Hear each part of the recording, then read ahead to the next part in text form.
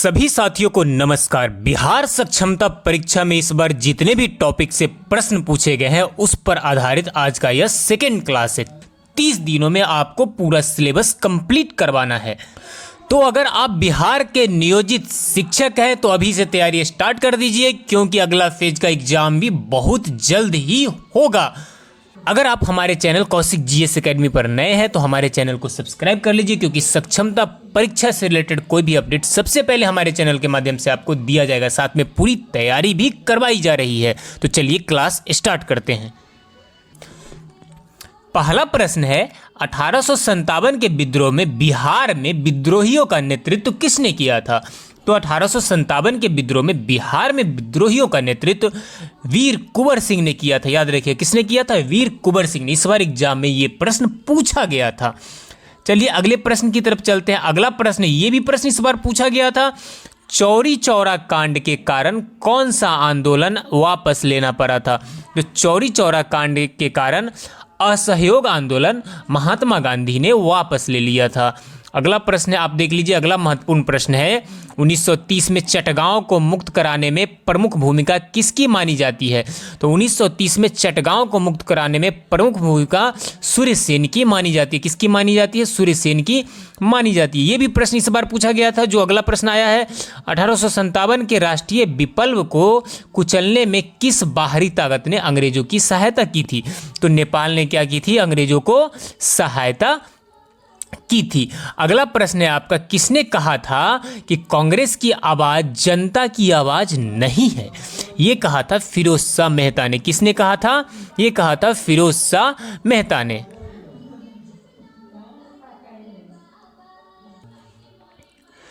अगला प्रश्न है, राष्ट्रीय स्वतंत्रता आंदोलन के दौरान ब्रिटिश सरकार द्वारा आयोजित गोलमेज सम्मेलनों की श्रृंखला में महात्मा गांधी ने किस एक में भाग लिया था? तो महात्मा गांधी सिर्फ एक ही गोलमेज सम्मेलन में गए थे, वो था द्वितीय गोलमेज सम्मेलन। बाकी जो तीनों गोलमेज सम्मेलन हुआ था उसमें भीमराव अंबेडकर गए थे। कौन गए थे? भीमराव अंबेडकर। ये प्रश्न इस बार पूछा गया था, है ना। अगले प्रश्न की तरफ चलते। तो अगला प्रश्न देख लीजिए, आपके स्क्रीन पर है। भारतीय राष्ट्रीय कांग्रेस के कराची अधिवेशन 1931 की अध्यक्षता किसने की थी? तो भारतीय राष्ट्रीय कांग्रेस के कराची अधिवेशन 1931 की अध्यक्षता सरदार वल्लभ भाई पटेल ने की थी। किसने की थी? सरदार वल्लभ भाई पटेल। अगले प्रश्न की तरफ चलते। अगला प्रश्न है, 12 मार्च 1930 को महात्मा गांधी ने कौन सा आंदोलन प्रारंभ किया था?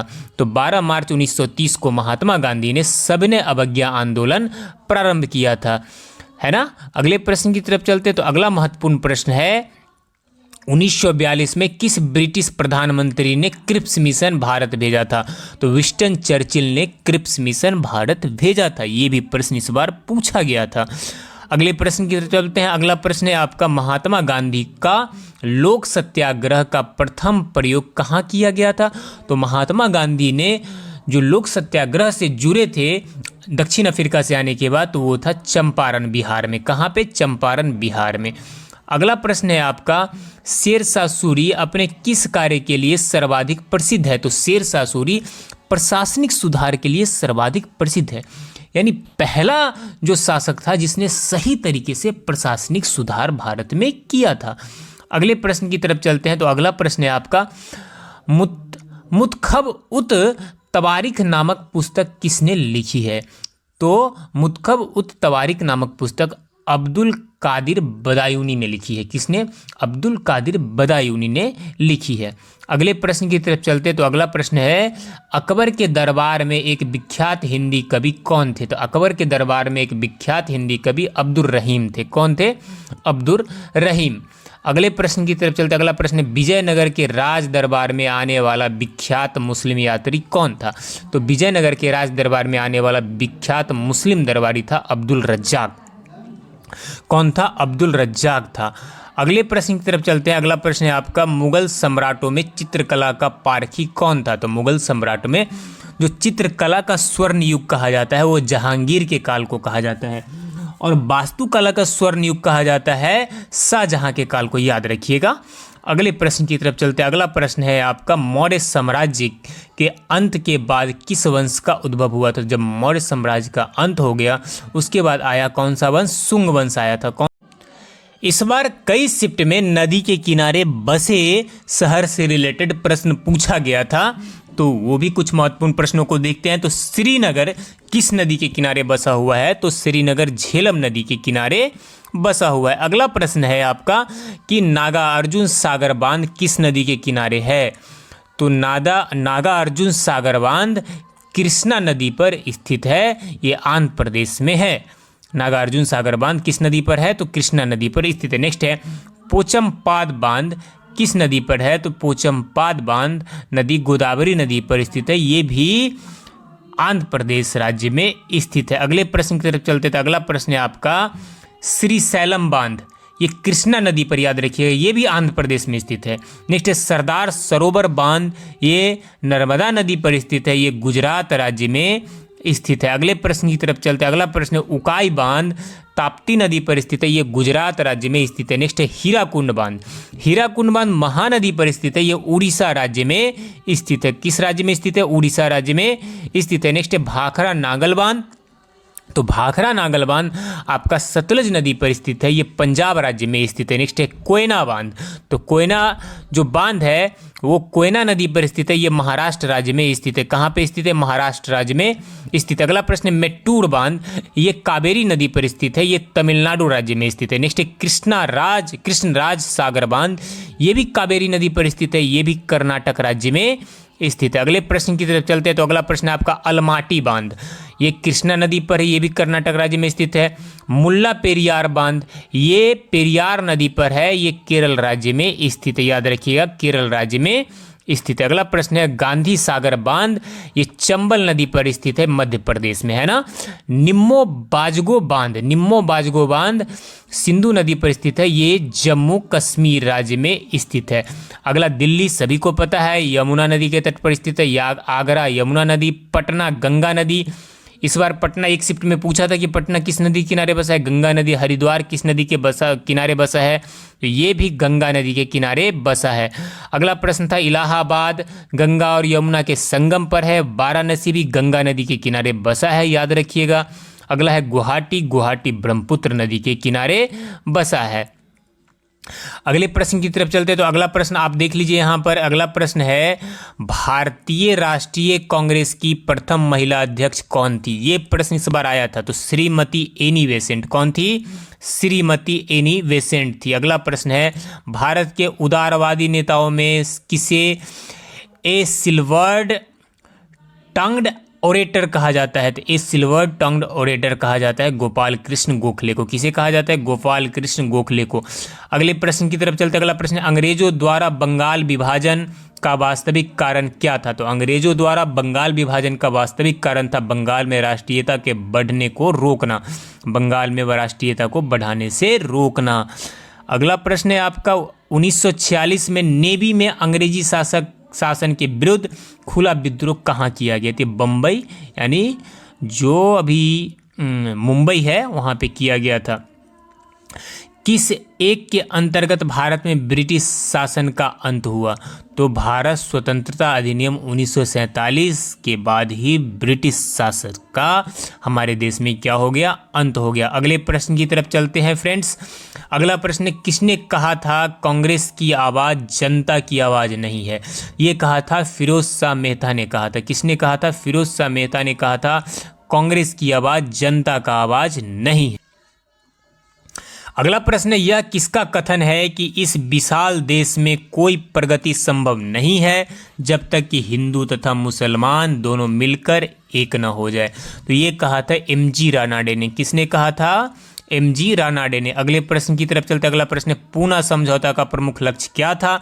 तो पूना समझौता का प्रमुख लक्ष्य था निचली जातियों का पृथक प्रतिनिधित्व। क्या था? निचली जातियों का पृथक प्रतिनिधित्व। अगले प्रश्न की तरफ चलते। अगला प्रश्न है आपका लॉर्ड हार्डिंग पर बम फेंकने वाले क्रांतिकारी कौन थे? तो लॉर्ड हार्डिंग पर बम फेंकने वाले क्रांतिकारी थे रास बिहारी बोस। कौन थे?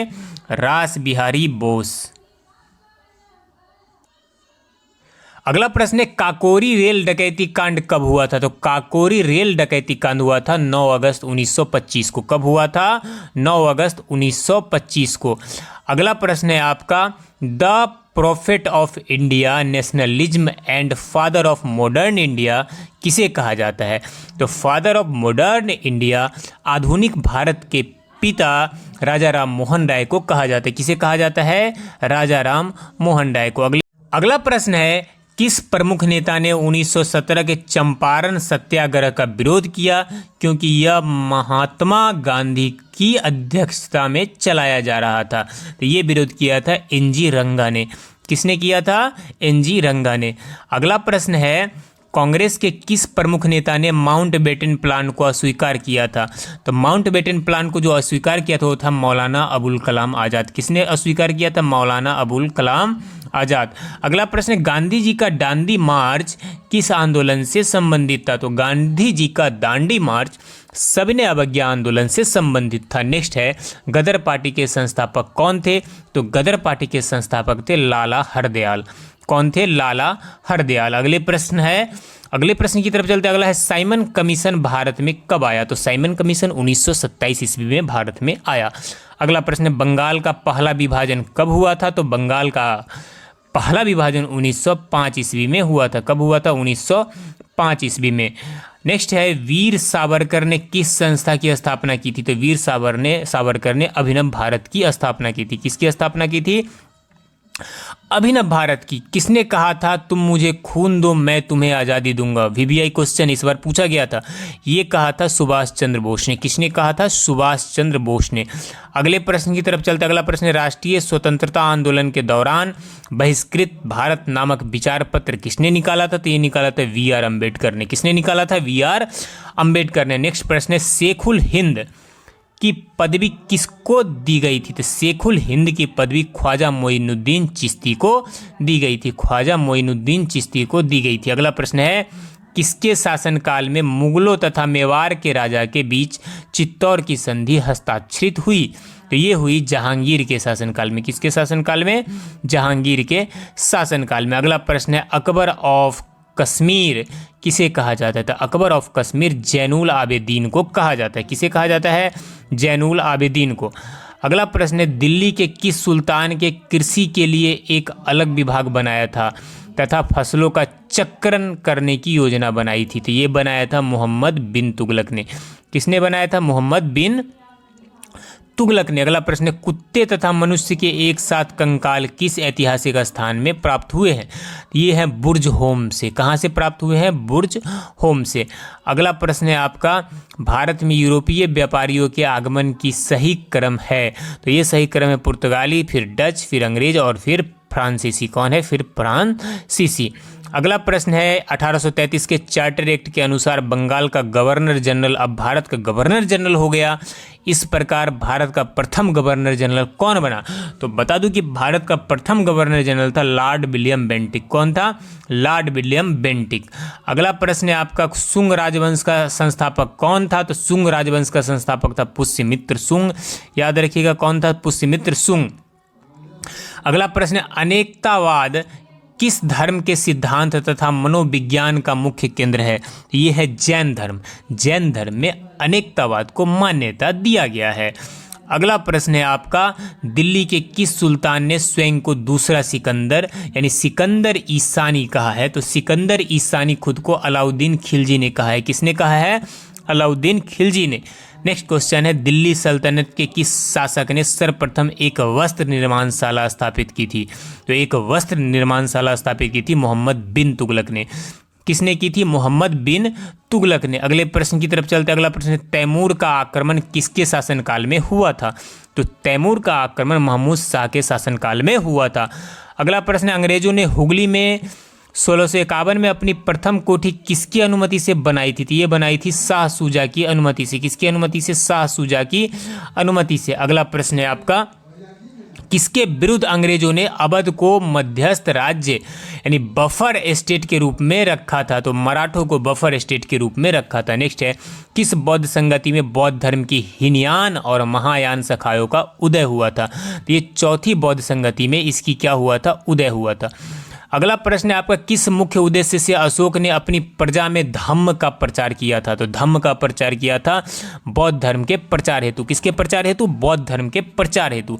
अगला प्रश्न, किस स्थान के उत्खनन में तांबे की मुहरें प्राप्त हुई थी, तो तांबे की मुहरें हड़प्पा के खनन में प्राप्त हुई थी। अगला प्रश्न है आपका, कौन सी सभ्यता सिंधु घाटी सभ्यता के समकालीन मानी जाती है? तो मेसोपोटामिया की सभ्यता सिंधु घाटी सभ्यता के ही समकालीन मानी जाती है। तो ये VBI क्वेश्चन, ये इस बार पूछा गया था प्रश्न। महात्मा बुद्ध का जन्म, निर्वाण और ज्ञान प्राप्ति किस तिथि को हुआ था? तो ये हुआ था बैसाख पूर्णिमा को। किसको हुआ था? बैसाख पूर्णिमा को। अगले प्रश्न की तरफ चलते हैं। अगला प्रश्न है, कौटिल्य ने किस भाषा में अर्थशास्त्र की रचना की थी? तो कौटिल्य ने संस्कृत भाषा में अर्थशास्त्र की रचना की थी। नेक्स्ट है, अशोक कालीन अभिलेखों को पढ़ने में सर्वप्रथम सफलता किसे मिली? तो ये जेम्स प्रिसप ने सबसे पहले अशोक के अभिलेखों को पढ़ा था। अगला कुछ और प्रश्न है, जो नदी के किनारे शहर बसे हुए, विजयवाड़ा कृष्णा नदी के किनारे बसा हुआ है, कोलकाता हुगली नदी के किनारे बसा हुआ है, याद रखिएगा। अहमदाबाद साबरमती के नदी के किनारे बसा हुआ है, सूरत ताप्ती नदी के किनारे बसा हुआ है। एक प्रश्न तो फिक्स है आपका इससे, नदी से। तिरुचिरापल्ली कावेरी नदी के किनारे बसा हुआ है, कटक महानदी के किनारे बसा हुआ है, अयोध्या सरयू नदी के किनारे बसा हुआ है। अगला जो महत्वपूर्ण प्रश्न आ गया, पोंग महाराणा प्रताप सागर बांध, ये ब्यास नदी पर हिमाचल प्रदेश में स्थित है। थीन बांध, जिसे रंजीत सागर बांध भी कहा जाता है, ये रावी नदी पंजाब राज्य में स्थित है।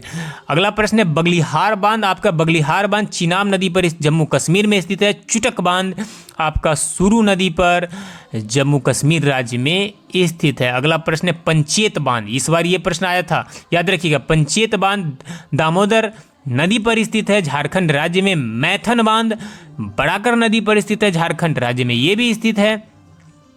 अगला है आपका टिहरी बांध, टिहरी बांध आपका भागीरथी नदी उत्तराखंड में स्थित है। तो इस तरह से आज का क्लास समाप्त हुआ। कंटिन्यू आप हमारे चैनल पर बने रहिए अगर आपको एग्जाम पास करना है। 100